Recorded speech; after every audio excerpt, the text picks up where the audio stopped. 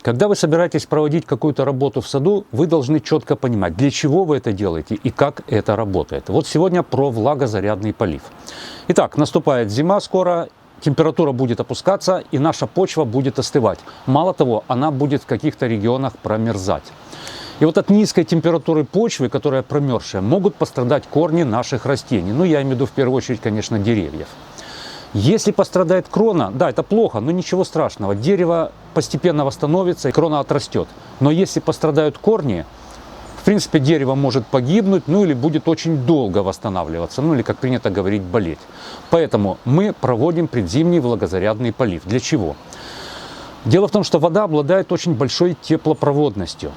И как бы ни промерзал верхний слой почвы, внизу температура всегда будет выше, она будет положительная. Поэтому, когда мы проливаем глубоко, очень глубоко, то мы как бы подтягиваем температуру снизу, более высокую, сюда к верхним слоям. И зимуют наши растения, их корневая система в более комфортных условиях. Проливать нужно очень глубоко. Нужно пролить на глубину корневой системы и даже глубже. Сделать это с запасом. Второй момент. Ну, не секрет, что при низкой температуре влага очень быстро испаряется. Ну, вспомните холодильник или морозильник свой, где продукты, оставленные без упаковки, довольно быстро засыхают. То же самое происходит и вот с этим слоем почвы, где корни наших деревьев размещены. При низкой температуре там влага быстро испаряется, они высыхают фактически, и корневая система, естественно, от этого страдает. Корни должны быть все-таки во влажном состоянии находиться. И вот тут очень важный момент. Когда вы провели предзимний влагозарядный полив, обязательно приствольный круг нужно хорошенько замульчировать. Ну, во-первых, чтобы холод опять не проникал туда вниз, а вот это тепло, которое мы подтянули оттуда снизу на верхние слои, чтобы оно, конечно, не улетучивалось, это тепло, в атмосферу. Ну и плюс, чтобы не испарялась влага. Вот вы влагозарядный пролив сделали когда? Влага должна там оставаться как можно дольше, чтобы корни чувствовали себя комфортно. Ну вот, это основные моменты. А теперь начинаются очень интересные нюансы. Когда нужно проводить предзимний влагозарядный полив? Тяните как можно дальше. Температурный диапазон, в котором проводится этот полив, от плюс 5 градусов до 0. Если вы начнете поливать раньше, вы фактически будете подпитывать свои растения влагой, и они не будут уходить в состояние покоя. Вместо того, чтобы накапливать вещества, которые помогут им зимовать, ну, назовем их так, антифризы, они будут полны водой. И, естественно, зимовать будут хуже, будут подмерзать, попросту говоря. Особенно, кстати, это касается каких-то южных культур, у которых долгий вегетационный период. Это инжиры, это персики, розы в том числе. Поэтому ни в коем случае не поливайте слишком рано, от плюс 5 до 0 градусов. Правда, помните о том, что до наступления сильных морозов вам нужно разобрать свою водопроводную систему, слить из нее воду, чтобы она не полопалась. Поэтому, естественно, следите за прогнозом погоды. И, кстати сказать, если ваш климат позволяет, зимой у вас случаются оттепели, при зимней оттепели такой влагозарядный полив, в принципе, можно повторить.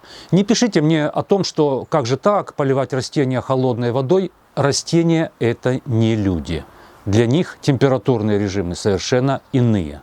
Ну а теперь о том, что делает из вас не просто садовода, а думающего садовода. Вот, предположим, у вас на участке тяжелая, плохо дренированная почва. После каждого дождя вода в лужах стоит 2-3 недели и не уходит. Ну вот представьте, при такой почве сделать глубокий влагозарядный полив. Что произойдет? Да просто корни ваших деревьев будут постоянно находиться в жиже вот этой мокрой, в воде фактически. Естественно, начнут развиваться корневые гнили, да и корни просто не будут дышать. Да-да, нашим корням для жизни нормального функционирования нужен воздух, они должны дышать. Поэтому, естественно, на таких почвах влагозарядный полив проводить не стоит. А если у вас почвы легкие, песчаные, вот как у меня в Запорожье, там, где сколько ни поливай, все уходит как в песок, извините за тавтологию. Там, естественно, без влагозарядного полива не обойтись. Или другой вариант. Предположим, вы живете, ваш участок находится в климате, где нет сильных морозов, где почва не промерзает. Поэтому первый фактор – подтянуть тепло из земли на поверхность – здесь не работает, он здесь не нужен, почва не промерзает. Но здесь вступает в силу второй фактор – влажность почвы. И вот, скажем, на юге Украины, где зимы, в общем-то, мягкие, без сильных морозов, но осадков выпадает мало. Естественно, влагозарядный полив проводить необходимо.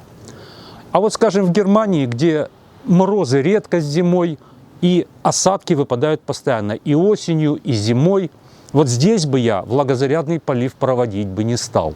Или вот, скажем, большие мощные старые деревья у вас на участке. Наверняка им влагозарядный полив уже не нужен. Ну, во-первых, воды нужно вылить огромное количество, чтобы промочить весь корнеобитаемый слой, еще и с запасом на глубину. Корневая система у них уже большая.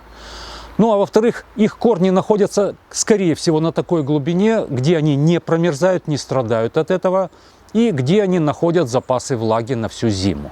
Хотя и тут есть нюансы, собственно говоря, как всегда. Дело в том, что в силу ряда обстоятельств, иногда даже большие, старые, мощные деревья формируют не глубокую корневую систему, а поверхностную. И поэтому тоже могут страдать от этих вот сильных морозов и от пересыхания. Или, скажем, такую поверхностную корневую систему вы сами сформировали у своих больших деревьев путем, скажем, неправильного применения капельного полива. Поэтому обязательно стоит все это учитывать. Итак, подводя итог сегодняшнему видео, не стоит превращать предзимний влагозарядный полив в некий обязательный ритуал. Логика в нем, безусловно, есть, физиологическое обоснование тоже есть, но действовать нужно ситуативно, по обстоятельствам. Ну, скажем, если вы живете в регионе с мягким климатом, где нет сильных морозов, где выпадает большое количество осадков и осенью, и зимой, проводить влагозарядный полив предзимний – это пустая трата сил, времени и денег. Но если же вы живете в засушливом регионе, если у вас почвы легкие, которые быстро пропускают влагу, если вы выращиваете молодой сад, если вы выращиваете вечно зеленые, кстати, вечно зеленые растения, если вы выращиваете растения с неглубокой корневой системой, предзимний влагозарядный полив становится просто обязательным мероприятием. И вот тут еще одна важная вещь, которую я хотел сегодня сказать. Когда вы слушаете советы блогеров в YouTube или читаете их где-то в интернете, всегда пропускайте их через себя. Анализируйте, думайте, как это подойдет вашему участку и подойдет ли вообще. Ни один блогер не даст вам совета, как вам поступать на вашем участке, какие мероприятия проводить, а какие проводить не обязательно.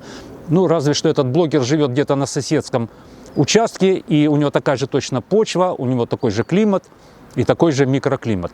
Всегда думайте, всегда анализируйте. Ну, или как поется в той старенькой песне, думайте сами, решайте сами. Ну вот, пожалуй, у меня на сегодня все. Спасибо, что смотрели. Хорошей зимовки вашим растениям и вам. Как бы это грустно ни звучало. Всего доброго.